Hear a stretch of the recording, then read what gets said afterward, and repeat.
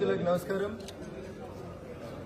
10 సంవత్సరాల పైశాచిక పాలనలో టీఆర్ఎస్ ఎలియాస్ బీఆర్ఎస్ ఎట్లయితే రైతుల్ని అర్ధరాత్రులు అరెస్ట్ చేసి మల్లన్న సాగర్ లాంటి ప్రాజెక్టుల పేరిట రైతులకు బేడీలేసిరో అదే రీతిలో ఇవాళ ముఖ్యమంత్రి మారిండు, మా ప్రభుత్వం మారింది, ప్రజా పాలన వస్తుందని ఆశిస్తున్నటువంటి ప్రజలకు ఏం మిగిలిందంటే మళ్ళా గదే అర్ధరాత్రి అరెస్టు తప్ప ఇంకొకటి మిగిలలేదు.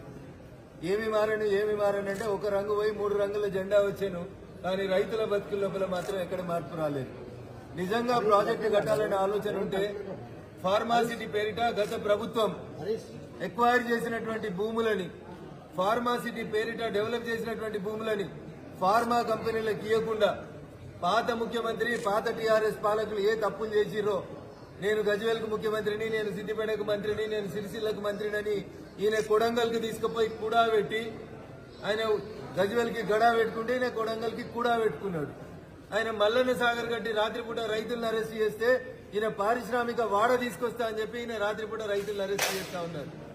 అందుకని టీఆర్ఎస్ పాలనైనా కాంగ్రెస్ పాలనైనా పాలకుల కుర్చీలో కూర్చునేటువంటి వ్యక్తులు మారిండ్రు గాని రైతుల బతుకులు మారలేదు.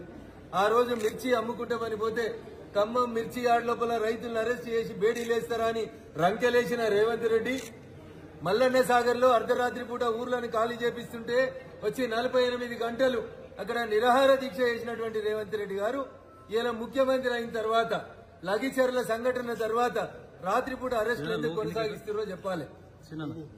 తప్పు చేసినోడు నరేందర్ రెడ్డి, కేటీఆర్, ఎల్లయ్యనా, మల్లయ్యనా చట్టం ముందు అందరూ సమానం కాబట్టి అరెస్ట్ చేయాలి. కానీ దానికి ముందుగానే మీడియాకు లీకులు ఇచ్చి రేపు వీళ్ళని అరెస్ట్ చేస్తాం, ఎల్లుండి వాళ్ళని అరెస్ట్ చేస్తాం, ఈ ఎపిసోడ్లు నడిపించడం మానుకొని ప్రజాపాలన అంటే ప్రజల కోసం పనిచేయడం నేర్చుకోండి. కంపెనీలు అడుగుతా ఉన్నాయి, పెద్ద పెద్ద కెమికల్ కంపెనీస్, ఫార్మాస్యూటికల్ కంపెనీస్ అడుగుతా ఉన్నాయి, అన్ని కంపెనీలు ఒకే చోట పెడతాం, గతంలో ఎక్వైర్ చేసినటువంటి భూముల్ని మాకు కేటాయించమని. దాని మీద స్పందన లేదు. రాష్ట్రంలో పాలన పడికేసి ప్రజలు అవస్థలు పడుతుంటే, వడ్ల కొనుగోలు జరగకుండా, వడ్లకి లారీలు రాకుండా రైతులు ఇబ్బంది పడుతుంటే ఒక ఆయన పోయి బొంబాయిలో తిడతాడు, ఒక ఆయన పోయి ఢిల్లీలో తిడతాడు. ఇద్దరు పోయి చెర్లపల్లిలో ఉండాల్సిన వాళ్ళే, ఒకడు ఉండొచ్చిండు, ఇంకోటి ఉండాల్సినోడు రేపో మాపు. ఇంతకు మించి పెద్ద తేడా ఏం లేనట్టే కనబడతా ఉంది. అందుకని అటు మేమే రాబోతాం, మేమే చేస్తున్నామని చెప్పుకునే ఇద్దరికి కూడా నేను చెప్పే సూచన ఒకటి, ముందు ఇప్పుడు నడుస్తున్న దాన్ని కాపాడుండ్రి, ఇప్పుడున్న రైతన్నల్ని ఆదుకోండి.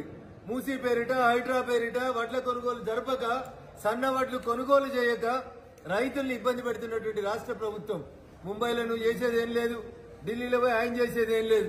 ఇద్దరు వచ్చి ప్రజల కోసం గల్లీలో పనిచేయాలని చెప్పి ఆ 2 పార్టీల నాయకులకు కూడా ఈ సందర్భంగా నేను హితవు చెప్పదలుచుకున్నాను.